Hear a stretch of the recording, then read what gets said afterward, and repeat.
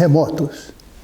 Eles também fazem aniversários e, se não há nada para comemorar, a data é importante para recordar o acontecimento, relembrar seus fatos marcantes, avaliar o que aprendemos e prepararmos para eventuais casos futuros. Hoje é 9 de maio de 2020 e a data marca 134 anos da ocorrência de um terremoto especial e, por que não dizer, curioso.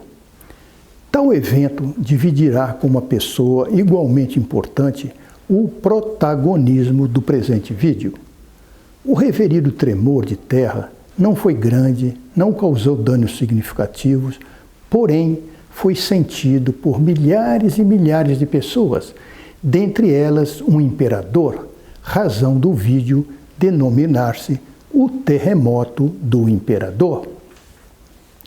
O interessante é que se tratou de um sismo brasileiro e o imperador foi Dom Pedro II, que, ao sentir o chão tremer, decidiu desvendar o fenômeno o mais rápido possível.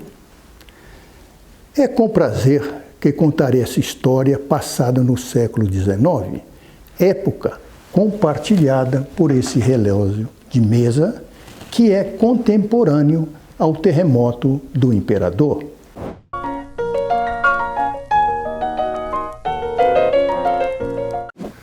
Não poderia prosseguir na conversa sem confessar minha admiração por Dom Pedro II e apontar que, acima de suas qualidades pessoais, enxergo o fato de ele ter sido um amante das coisas brasileiras.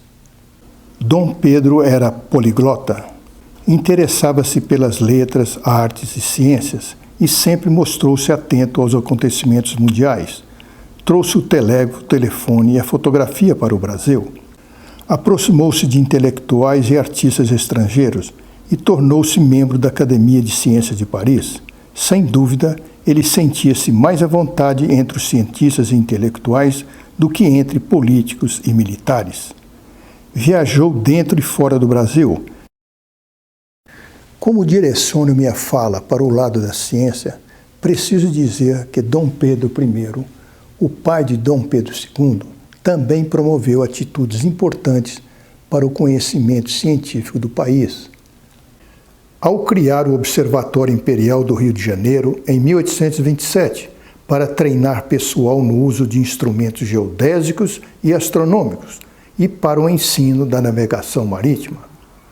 Uma década depois, Dom Pedro I fundou o Instituto Histórico e Geográfico com o propósito de preservar e estimular estudos geográficos e históricos no Brasil.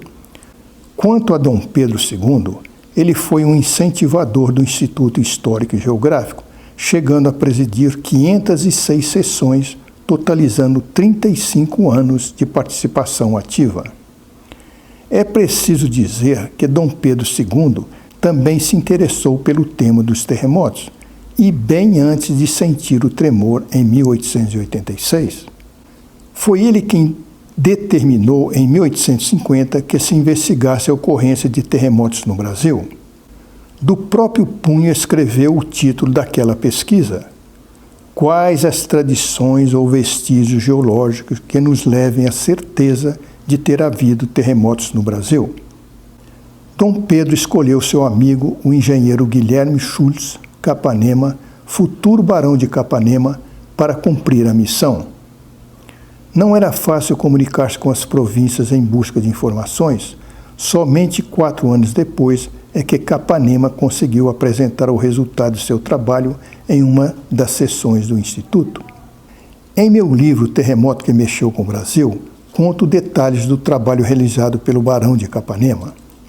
Outra ação importante de Dom Pedro foi determinar a compilação de manuscritos sobre a história do Brasil existentes na Biblioteca de Évora, em Portugal.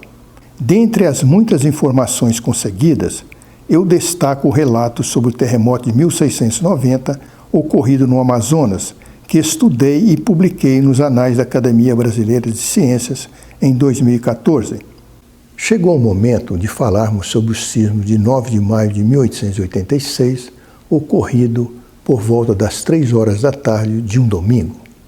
A Terra começou a estremecer no sul da província do Rio de Janeiro e seus reflexos se espalharam por São Paulo e Minas Gerais.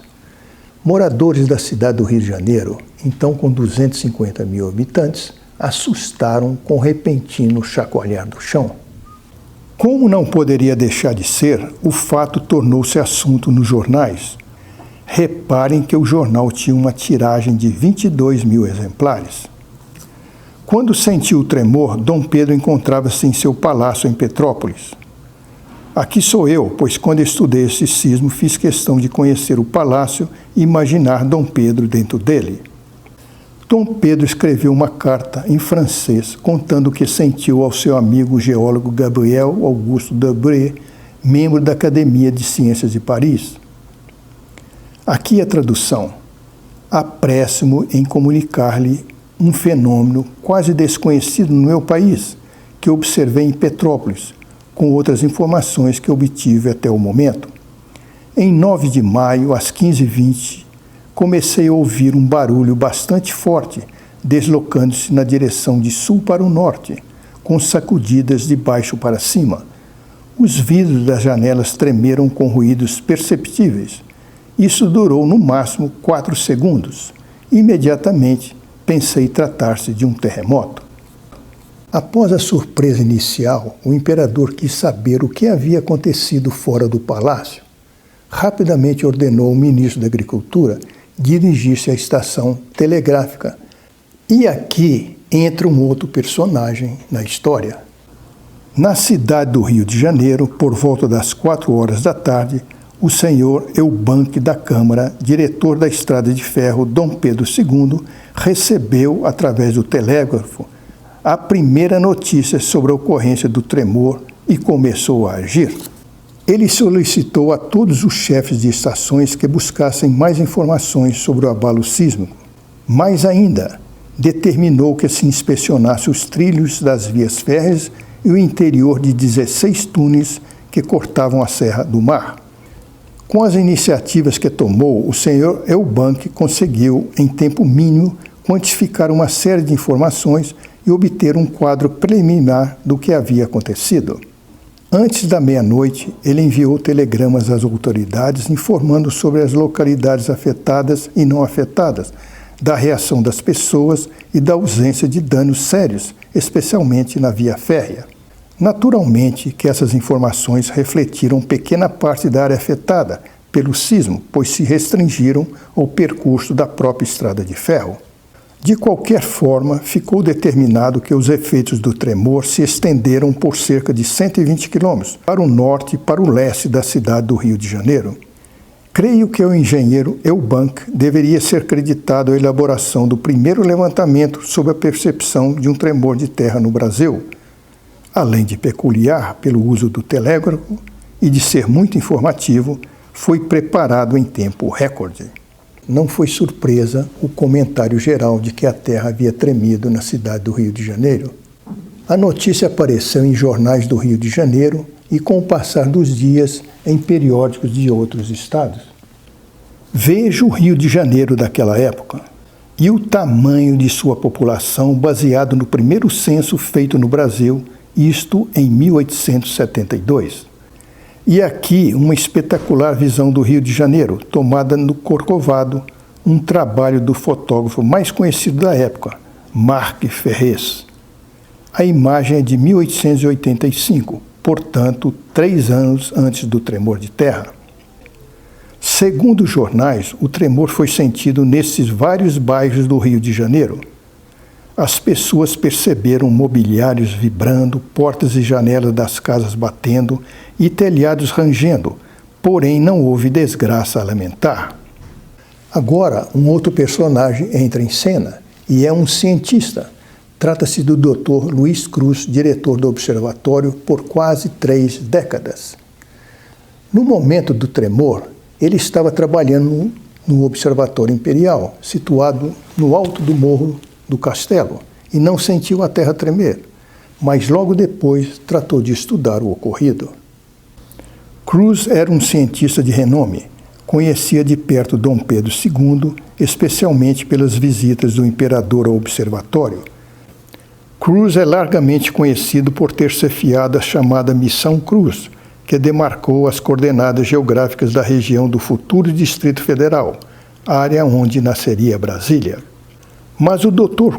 Luiz Cruz também se envolveu com sismologia.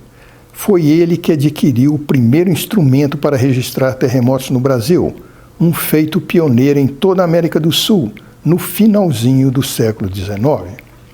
Tratava-se de um instrumento complexo e muito caro de operar, por isso não teve vida longa. Isso não o fez desistir. Posteriormente adquiriu instrumentos mais adequados, possibilitando estabelecer a sismologia no observatório. Finalmente, deve-se creditar ao Dr. Cruz o primeiro artigo de cunho sismológico sobre um tremor de terra no Brasil, com essa publicação sobre o sismo de 9 de maio de 1886. Vamos usar esse belo mapa de 1892 e nele marcar os limites de percepção do tremor. São dois braços com dimensões de 250 e 110 quilômetros, respectivamente, que formam os eixos de uma elipse. Portanto, a área de percepção do tremor, calculada por Cruz, foi de 22 mil quilômetros quadrados. Na época do tremor de 1886, existiam duas hipóteses para explicar a origem mundial dos terremotos. Eles seriam vulcânicos ou não vulcânicos. Eis a conclusão do Dr. Cruz. Os efeitos produzidos por um movimento da crosta terrestre na zona onde se deu o fenômeno resultou do jogo das múltiplas forças que se acham concentradas no interior do globo. Ressalto que, se as palavras do velho cientista são distintas, o seu sentido aproxima-se do pensar atual sobre a natureza dos sismos. O fato é que a divulgação do tremor de 9 de maio de 1886 ultrapassou as fronteiras do Brasil e chegou nos meios científicos da França e da Inglaterra. Lembram-se da carta de Dom Pedro ao seu amigo geólogo, membro da Academia de Ciências de Paris? Pois tal informe foi publicado e nele Dom Pedro comunica a data e o horário do tremor que sentiu, até onde ele foi percebido e sobre pequenos e raros danos observados em construções. Aponta a coincidência do aparecimento de um cometa e das baixas temperaturas observadas nos estados de Minas Gerais e do Rio de Janeiro. Reconhece a limitação de suas informações e deixa ao critério do amigo francês comunicá-las ou não à academia. Por fim, diz que acabara de receber uma nota sobre o tremor feita pelo Dr. Luiz Cruz. E não é que um resumo da comunicação de Dom Pedro II foi publicado na prestigiada revista Nature? Já fiz essa pergunta em meu livro e volto a repeti-la aqui no YouTube. Teria sido nosso imperador o primeiro brasileiro a figurar na revista Nature? E como nos referimos a uma revista famosa, aproveito para apresentar-lhes uma curiosidade. A Nature é uma publicação semanal cujo primeiro número é de 4 de novembro de 1869. Desde então, nunca deixou de ser publicada. Por sua vez, a revista do Instituto Histórico e Geográfico do Brasil circula regularmente desde 1839, portanto, 3 décadas antes da Nature, embora a nossa revista seja trimestral e o seu feito também é notável, motivo de orgulho para todos nós. Mais curiosidades. Ocorre que quase um século depois de acontecido, o tremor de 1886 voltou a ser estudado. E o resultado aparece em 6 páginas deste livro, intitulado Sismicidade do Brasil. É uma obra com 320 páginas e 2 mapas e concentra informações históricas desde o período colonial e dados instrumentais até o ano de 1981. Aqui a capa do livro e a página com a relação dos autores, professores e pesquisadores do Instituto Astronômico e Geofísico da USP. Estou na posição derradeira, quase como um estranho no ninho, pois não era da USP e sim da UNB. Porém, creio que minha contribuição agregou dados importantes ao livro. Destaco com muita ênfase que o livro Sismicidade do Brasil ganhou o prêmio Jabuti na categoria Ciências Exatas em 1985. Em novembro de 2014, o IAG-USP comemorou os 30 anos do lançamento do livro com a presença de 6 dos 7 autores. Faltou o Dr. Antezana, que vive fora do Brasil. Mas o que o livro Sismicidade do Brasil fala sobre o tremor de 1886? Este mapa cobre parcialmente os estados do Rio de Janeiro, São Paulo e Minas. Sobre ele aparecem 2 elipses tracejadas. A maior corresponde à intensidade sísmica de grau 2 e a menor, a interna, representa a intensidade 4. Ao redor do epicentro, estrela marcada com uma seta, as intensidades atingiram grau 5 e possivelmente até 6, se verídicas as informações sobre rachaduras em paredes de casas. Recapitulando os dados numéricos do tremor: intensidade máxima 5,6, área afetada 23.000 km², magnitude estimada 4,3. Na localidade de São Pedro e São Paulo, situada na área epicentral, houve um forte movimento de terra que fez estalar os tetos das casas e a cruz de cimento da capela partiu-se pela base, deslocando-se. Creio que os dados numéricos e a farta documentação coletada sobre a percepção do abalo de 1886 representam uma investigação científica de sucesso e um registro exclusivo para a história nacional.